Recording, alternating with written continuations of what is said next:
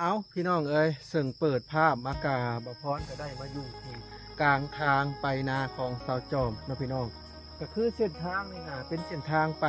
หมู่บ้านอารางน้อยนะพี่น้องซึ่งจากทางแดงเข้ามากับประมาณ2 กิโลกว่าสิเข้า3 กิโลนี่แหละเนาะสำหรับคลิปนี้ก็สิได้เข้าไปเบิ่งน้ำบาดาลของสาวจอมนะพี่น้องเพราะว่าเมื่อวานนี่ทั้งบพรนะมาก่อนเนาะเพราะว่าเพิ่นเจาะยังบ่ทันแล้วเด้ก็เลยมื้อนี้ก็เลยสิเข้าไปเบิ่งน้ำเพิ่นว่าออกลายเพียงใดเนาะซึ่งสาวจอมนี่ก็โอ้เนาะพี่น้องชีวิตเพิ่นก็ได้ถือว่าลำบากเนาะนอนนากับลูกน้อย2 คนนะพี่น้องเพราะว่าประเพณีบ้านเพิ่นนะถ้าว่าไปอยู่น้ำผัวแล้วถ้าว่าเลิกลากันกับผัวมาเฮือนนี่จะอยู่เฮือนบ่ได้อันนี้คือฮีดคองเพิ่นนะพี่น้องเป็นฮีดคองทางลาวเทิงสุมเฮานี่แหละเนาะทางลาวเทิงเพิ่นก็ยังคือฮีดคองแบบนี้นะพี่น้องเพิ่นเสื้อแบบนี้เนาะแต่หลายคนก็ว่าโอ้ฮีดคองแบบนี้พอโลกทิมแล้วอีกอย่างประมาณนี้นะพี่น้องแต่วันในอนาคต10 ปี20 ปี30 ปีรุ่นลูกรุ่นหลานก็น่าจะจางหายไปดอกนะพี่น้องหลังจากมีวัดมีวาเข้ามาเนาะทั้งบ้านเพิ่นส่วนมากก็ยังเชื่อถือเรื่องผีอยู่นะพี่น้องเพราะวัดว่ายังเข้าบ่ทันถึงปานใดเนาะเพราะว่าเขตแถวนี้เนี่ยคือเป็นเขตกันดารแห้งได้พี่น้องเขตแถวเมืองซุนเนาะซึ่งจากตัวเมืองซุนมาหาแถวเขตแถวนี้นะ60 กว่ากิโลนะพี่น้องก็คือเป็นสุดเขตแดนของเมืองซุนก็ว่าได้นะพี่น้องต่อไปก็เป็นเมืองถาปังทองด้านนี้เมืองถาปังทองและก็ด้านนี้เมืองฟีนและก็ด้านนี้เมืองพลานไซนะพี่น้องก็คือสุดเขตแดนของเมืองซุนเลยเนาะซึ่งบ่อนนี้ก็เป็นป่านะพี่น้องเป็นดงออกดงจังน้อยหนึ่งเนาะก็ถือว่าเข้ามานี่ก็ถือว่าเย็นจ่วยเลยนะพี่น้องถือว่าเย็นเนาะแต่ก่อนก็น่าจะมีต้นไม้ใหญ่แหละแต่เดี๋ยวนี้เพิ่นบักสะบุงสะบานพากันบักไปเฮ็ดนั่นเฮ็ดนี่ก็เหลือแต่ต้นไม้ประมาณนี้เนาะซึ่งบพรก็อยากเว้าดังแน่นะพี่น้องเพราะว่าไม้บพรเมื่อวานนี่มาหาชาวจอมแต่ที่นี่ปะไว้แล้วลมพัดก็เลยมันตกแตกบพรก็เสียดายอยู่ใส่ยังบ่ทันทั้งปีไม้บพรก็ได้ซึ่งก็บ่มีเงินซื้อแล้วบัดนี้นะพี่น้องเพราะว่าไม้นี่ก็ราคาแพงได้5,000 กว่าบาทนะพี่น้องบพรก็เลยว่าเสียดายเด้ว่ะเพราะว่าแง่งมันหักนะพี่น้องแง่งน้อยๆเสียบเข้าตู้โทรศัพท์มันหักเวลาสัมภาษณ์วันนั้นนี่ก็เสียงก็บ่ค่อยคมชัดนะพี่น้องอันนี้ก็ได้ยินอยู่แต่ได้ยินประมาณนี้แหละเพราะว่าบพรต้องเข้าไป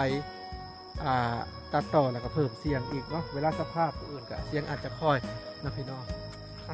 ตอนนี้บพรก็ได้เข้ามาเวลา5 โมงกว่านะพี่น้อง5 โมงก็ยังแดดอยู่เนาะช่วงนี้ฝนก็บ่ค่อยตกกันปานใดนะพี่น้องช่วงนี้เป็นช่วงที่แห้งแล้งปีนี้ก็จะบอกว่าเนาะและก็ช่วงนี้เศรษฐกิจโลก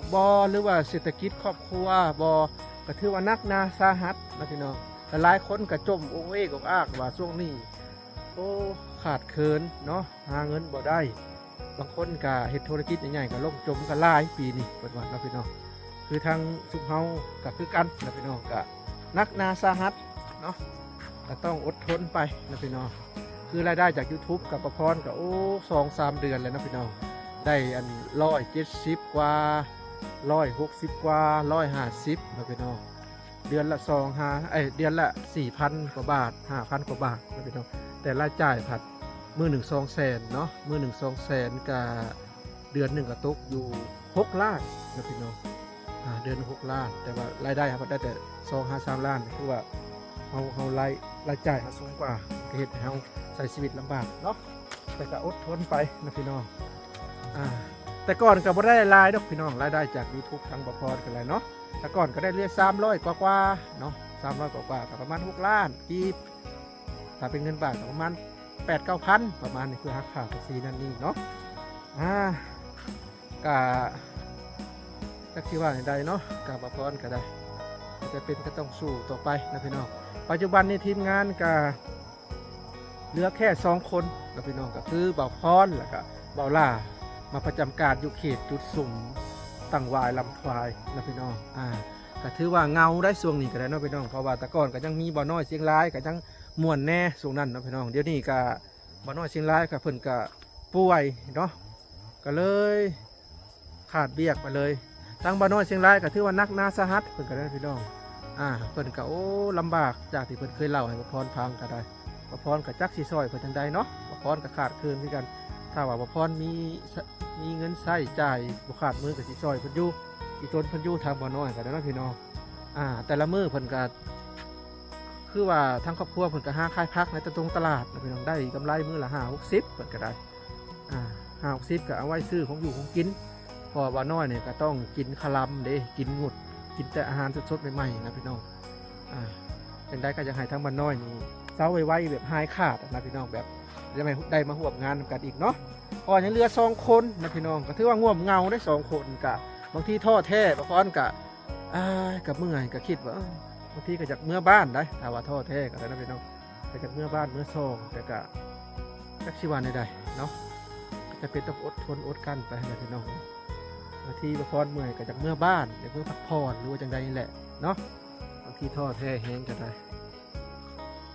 ก็ง่วมเงานะพี่น้องยังเหลือทีมงานอยู่2 คนกับเบาลาเนาะเบาลาก็ถือว่านักนาคือกันเพิ่นก็ได้จักชีวานใดๆยอดวิวคู่มือนี่ก็โอ้หลักพันนะพี่น้องถ้าว่าแต่ละคลิปนี่มีคนเบิ่งประมาณสัก 4-5 พันหรือว่า 3-4 พันก็ยังพอมีกำลังใจอันนี้1,000 กว่า 2,000 แค่นี้เองนะพี่น้องเป็นได้ก็ฝากความพี่น้องเป็นกำลังใจให้ทางสุมเฮาด้วยเด้อเนาะครับพี่น้องไปเบิ่งเสาจอบกัน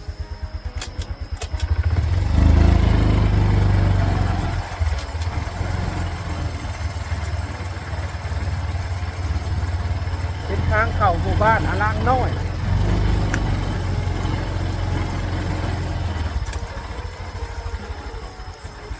อยู่แต่ในป่านะดงดูว่าลายเดือดลายเป็นปีแหละปีกว่าเลยพี่น้องนะปีกว่าแล้วที่อยู่ในป่าในดงแบบนี้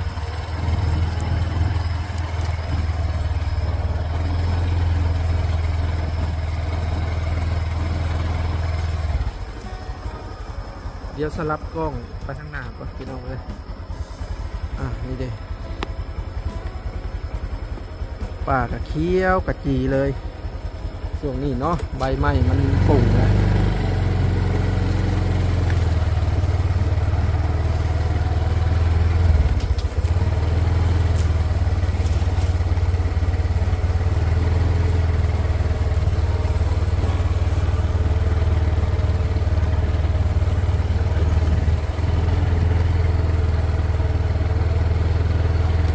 ถือว่าบอกไกลเนาะนาของสจอมฮอดแล้วพี่น้องนี่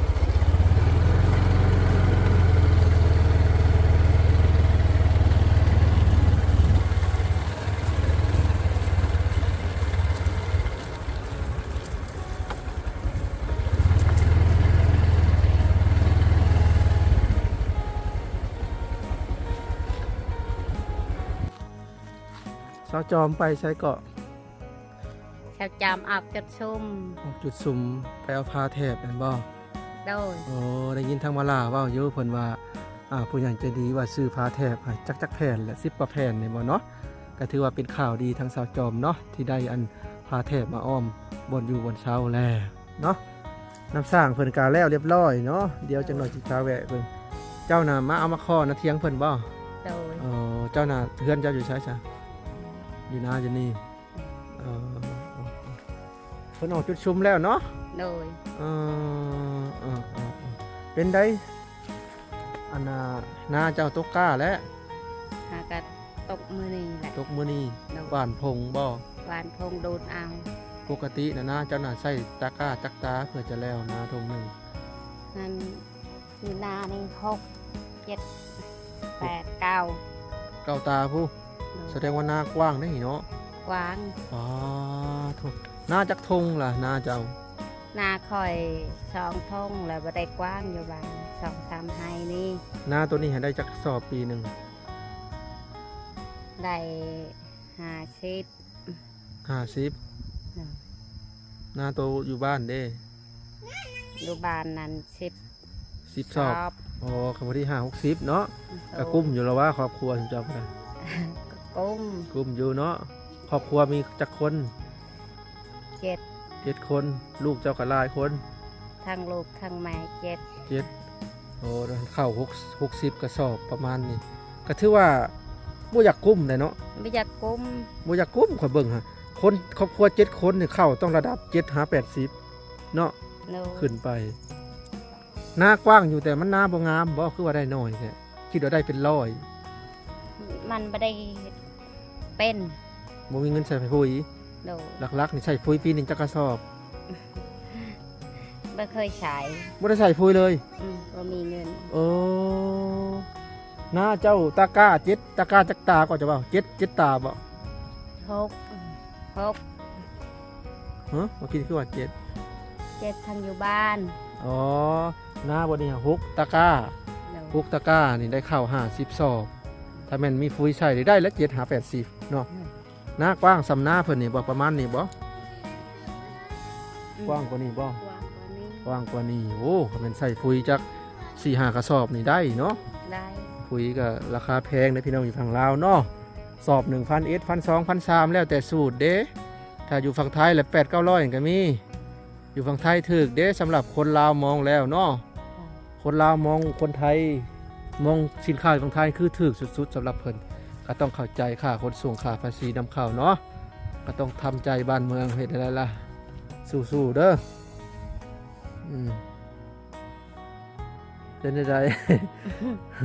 พาติบเข่าไปทางใดอันนี้เบิ่งเข่าทางเรือลายบ่ ไม่ได้ร้าย อืม ไปเอาเขาเพิ่นจอม เข่าเบิดมาขอเข่าน้ำเพิ่น โดย คล้ายๆ น้ เข่า อยจะกิน คล้ายๆเข่าเพิ่นหนึ่งมันพอกินนะเอาขอบใจหลายๆขอบคุณหลายๆเอาพี่น้องเอ้ยซึ่งเท้าจอมเพิ่นก็สิได้มีผาแล้วเนาะพี่น้องยินดีนำหลายๆเด้อแล้วก็ขอบบุญขอบคุณผู้ที่ซอยเพิ่นเนาะขอบคุณหลายๆที่ซอยเพื่อนมนุษย์นำกันนะพี่น้องก็ถือว่าได้ผาแท้และสบายขึ้นแล้วเนาะแล้วก็นำมาดานเนาะพี่น้องโอ้ดีใจนำได้นำมาดานใหม่เลยอยู่ให้อยู่นาต้องมีน้ำบาดาลหรือว่าอยู่บ้านต้องมีน้ำเบาเด้อเบาแล้วก็แห้งพี่น้องเลยนี่ซึ่งเจ้านี่เจาะน้ำสั่งบาดาลถือว่าโอเคเลยเจ้านี่พี่น้องเลยโอเคเลยเนาะพี่น้องเจ้านี่เพิ่นเจาะน้ำสั่งบาดาลเพิ่นเจาะแบบเบาๆน้ำออกแห้งก็คือเจ้านี่เพิ่นบอกว่าถ้าว่าเจาะฮอดน้ำอยู่ในระหว่าง20 กว่าเมตรเพิ่นจะยุติเลยนะพี่น้องเพิ่นจะยุดเลยเพิ่นว่าเพิ่นบ่เจาะต่อบ่เจาะฮอด30-40 เมตรได้เพิ่นว่าในขณะเพิ่นเลยบางคนเพิ่นว่าเจาะฮอดกำหนดเพิ่นแล้วเพิ่นว่าคือ40กับ40อยู่หั่นแต่ว่าอันนี้ก็บ่ฮู้คันว่าเทคนิคของไผของลาวบ่หรือจังได๋เนาะคือบางคนเพิ่นก็เจาะฮอด40ก็มีน้ำลายน้อยก็เจาะฮอด6เพิ่นว่าเพื่อให้น้ำลายเนาะแต่ว่าเจาะดึกก็เวลาเฮายุ่งก็สิหนักแต่ก็ได้น้ำลายแล้วเจาะลึกเนาะก็ดีเป็นคนละแบบหรือจังใดมันมาอยู่นะพี่น้องสาวจอมเพิ่นอันนั้นเพิ่นไปจุดสุ่มพวกเพิ่นไปหับเอาพาแถบนี่แหละพอทางบลานัดเพิ่นไปเนาะแล้วก็คือว่าทางบลากับว่าสิซื้อสังกะสีให้ทางบ่พรเนาะเพิ่นบอกว่าเพิ่นเห็นบ่พรว่าท่อมบ่พรหัวนะเนาะก็ขอบคุณทางผู้ใหญ่ใจดีเท่านั้นหลายๆเนาะพี่น้องที่เพิ่นซอยสังกะสีบ่พรประมาณแผ่นหรือ10 กว่าแผ่นนี่แหละเนาะพี่น้องเพิ่นก็ว่าให้บ่พรไปหาเอาอยู่เนาะเพราะว่าสังกะสีกระท่อมของบ่พรน่ะมันเป็นสังกะสีที่บ่พรลื้อเอาตอนที่เฮือนไอ้แก้วตอนที่มั่งจากเฮือนไอ้แก้วน่ะลื้อเอาเป็นมันเป็นสังกะสีอ่อนๆเนาะแต่ลื้อเอามันก็ลุกเบิดพี่น้องเวลาฝนตกก็ต้องฮู้ยับก็นี่แต่ว่าผู้คนซื้อให้มาเปลี่ยนเนาะเอาพี่น้องเอ้ยเพิ่นบ่อยู่ก็พรก็สิได้ขอตัวกลับก่อนได้บัดนี้เนาะในระหว่างการกลับก็สิได้ถ่ายบรรยากาศทางเมืองให้ท่านผู้ชมได้เบิ่งอีกนะพี่น้องเพิ่นไปหับเอาพาแท้เอาพี่น้องเอ้ยพรขอตัวเดินทางกลับก่อนเด้อบัดนี้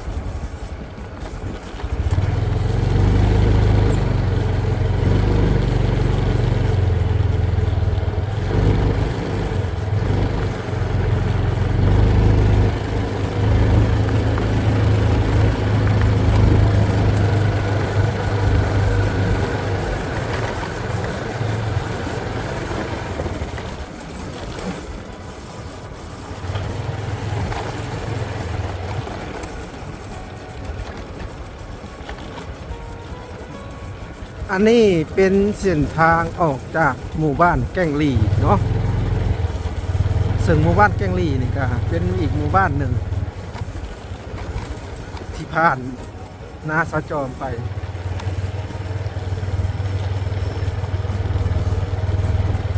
เส้นทางเพิ่นก็เป็นแบบนี้แหละพี่น้องยังบ่ทันได้มีการกรีดอันนี้แค่รถไถใหญ่ก็จะปาดจะซื้อรถไถใหญ่เพิ่นปาดจะซื้อตัวนี้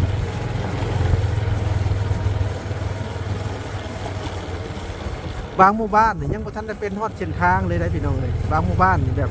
คือทางออกบ่นานนี่เนาะเดี๋ยวประพรจะให้เบิ่งอันนี้คือเพิ่นชาวบ้านเก็บเงินกันแล้วก็จ้างรถไถใหญ่กับเจ้าแค่แบบเกตห้องน้ำแล้วก็แค่เทยๆไปซื่อๆเนาะคือเส้นทางอยู่ตัวนี้แต่บางหมู่บ้านเนี่ยแบบนี้เนาะพี่น้องแบบนี้เลยบางหมู่บ้านนะแบบเพิ่นเที่ยวเอาเองนี่ก็เที่ยวไปเที่ยวมาแบบนี้เลยเนาะแต่ว่าดีแต่ไฟฟ้านี่เข้าทุกบ้านอยู่นะพี่น้องนี่ดิไฟฟ้านี่3 สายหนึ่งไปเลยเนาะก็โอเคแต่ไฟฟ้านี้ถ้าอยู่เมืองลาวเนาะค่าไฟก็ถึกได้พี่น้องเอ้ยค่าไฟนี่ถ้าแม่นครัวเฮือนหนึ่งคือเฮือนบ่พรอยู่ก็เดือนหนึ่ง500 กว่าบาท500 กว่าบาทเดือนหนึ่งก็มีไดน้ำดอกไฟ40 วัตต์60 วัตต์ประมาณ7-8 ดอกตู้เย็นก็เสียเดือนหนึ่ง500 กว่าบาทนะพี่น้องอย่างเส้นเปิดแอร์แบบนี้ก็เดือนหนึ่งประมาณจุดระหว่าง500โอเคอยู่ฝั่งลาวเรื่องค่าไฟฟ้ายอมหับอยู่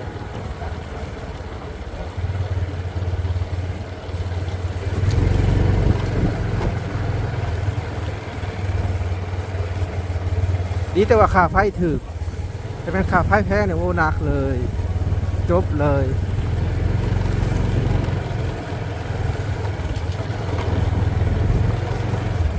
30 เปิดไฟเนาะ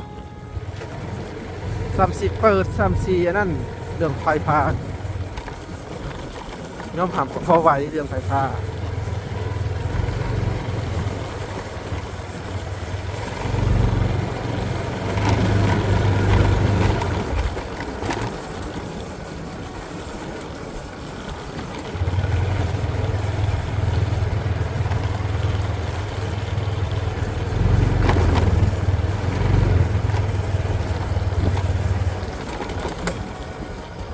เด่นเนาะก็เส้นทางนี่ก็จะผ่านบ้านน้องศรีประจันไปนี่เด่บ้านน้องศรีประจันนี่ก็เตาเพิ่นติดแล้วเนาะเมื่อก่อนเด้อ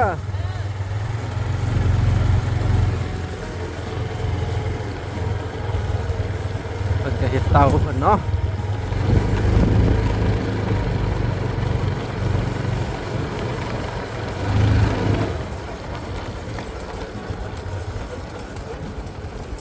นี่แหละทาง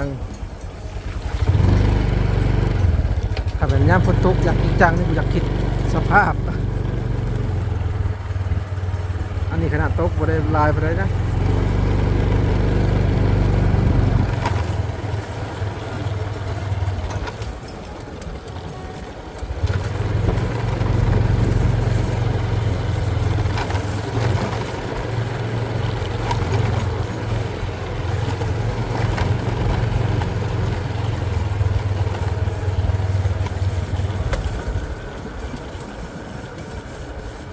เอาพี่น้องเอ้ยฮอดทางแดงแล้วบัดนี้อันนี้คือเป็นเส้นทางลักเลยแหละตัวนี้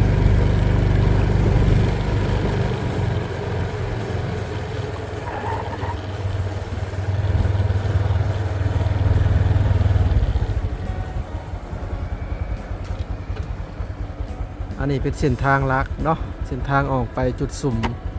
ซึ่งจากนี้ไปประมาณ3 กิโลกว่าอันนี้ก็เส้นทางไปทางเซทามวกทางไปเซทามวกเมืองฟีนซีปูนออกสายแดนเวียดอันนี้เป็นเส้นทางยุทธศาสตร์และตัวนี้อีก10 ปี20 ปีข้างหน้าเพื่อเกษตรเป็นทางยางแลนวิ่งเลยแต่ตอนนี้ก็ใส่ทางยางไปทางแดงไปถ้าเป็นทางยางแทนนี่ป้าต้อง แล่นสะดวกพี่น้องเลยแป๊บเดียวเท่านั้นย่างบ่ได้นี่ทางยุทธศาสตร์นี่นะจะให้เป็นทางยากส่วนทางเลี้ยวเข้าหมู่บ้านยังเป็นทางแยกกันยังดีเนาะคือเป็นเส้นทางลักเชื่อมลายหมู่บ้านเชื่อมลายเมือง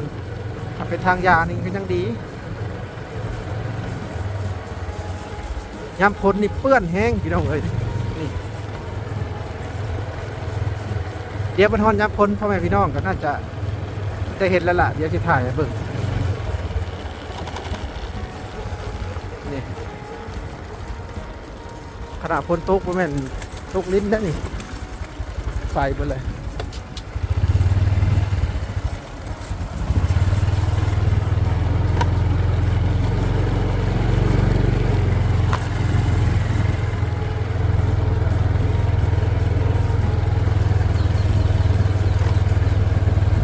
เอาพี่น้องเอ้ยสำหรับคลิปนี้บะพรกับสิได้ขอตัวจบคลิปเพียงเท่านี้ก่อนเด้อซึ่งสำหรับคลิปนี้ก็ไปหาสาวจอมครับพี่น้องแต่พอเห็นเพิ่นก็เลยกลับมาเนาะพอเพิ่นเข้าไปจุดสุ่มเนาะเอาพี่น้องเอ้ยขอตัวไปก่อนสบายดีแหละสวัสดีเด้อ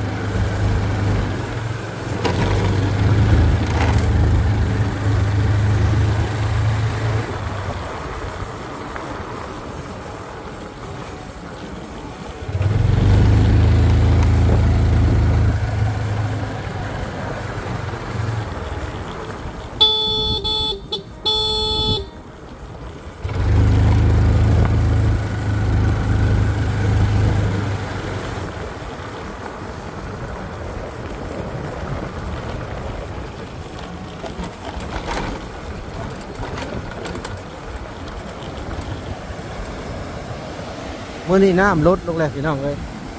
เพราะว่าได้น้ำมันละลายเนี่ยบุกว่าความ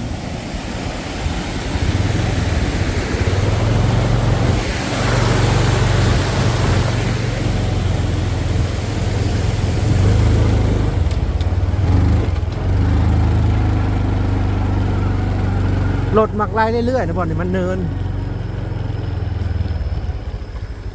ความเนินกับประมาณ45 องศาบ่ฮอดประมาณเบิ่งในก้อนเนี่ยบนเนินปานใดถือว่าเนินอยู่เวลาหลุดขึ้นกับบ่ได้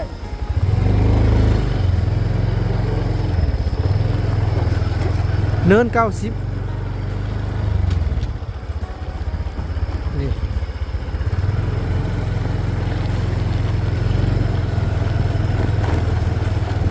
กำลังว่าสิจบคลิปถ่ายยาวไปเลยเดี๋ยวพี่น้องถ้าว่าพี่น้องคนได้เบิ่งฮอดจบคลิปอยู่ก่อนท่าถือว่าขอบคุณกับคุณหลายๆเนาะ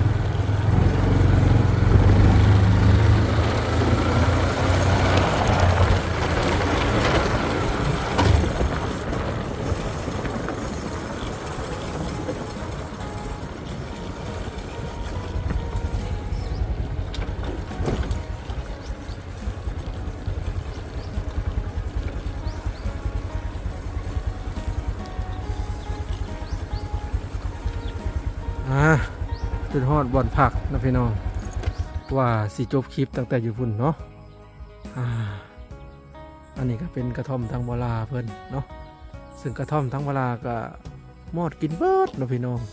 ผ้าห่มแพรปุ๊กไม่แต่ขี้ฝุ่นขี่พานี่นะแต่ขอพระพรใส่สังกะสีก็ถือว่าบ่มีมอดแต่ย้ำห้อนอยากคิดสภาพใส่สังกะสีห้อน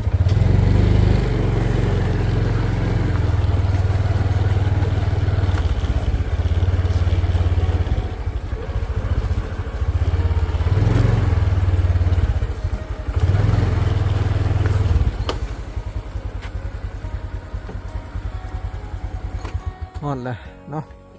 กระท่อมบ่าวพรอยู่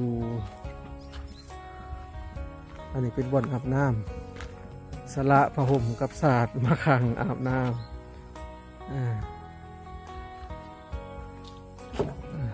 นี่การนอนกลางคืนก็เงียบดีทั้งพี่ก็เสียอย่างหนึ่งเสียสองอย่างสัญญาณบ่มีแต่ว่ากระท่อมมะลานะมีบนหันเราไปลองสัญญาณเพิ่นก็พอได้ลิ้นอยู่แต่บ่พอนี่สัญญาณบ่ขึ้นพอดีเลยอัพคลิปก็บ่ได้เนาะไฟก็สองสายดิ่งมาแต่ปูดกิโลกว่านิ่งเขาเพื่อนลังนี่ไฟปลายสายโอเห็น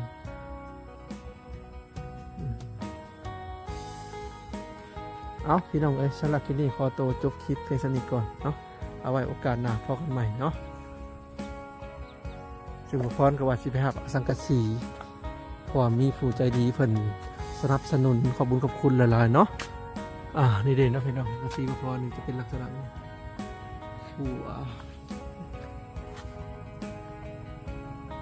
อันนี้ฮะ7 แผ่นส่วนตัวนี้ฮะ5 แผ่นเนาะสังกะสีเก่ามันจะหัวแบบนี้โคตรตุ๊บหัว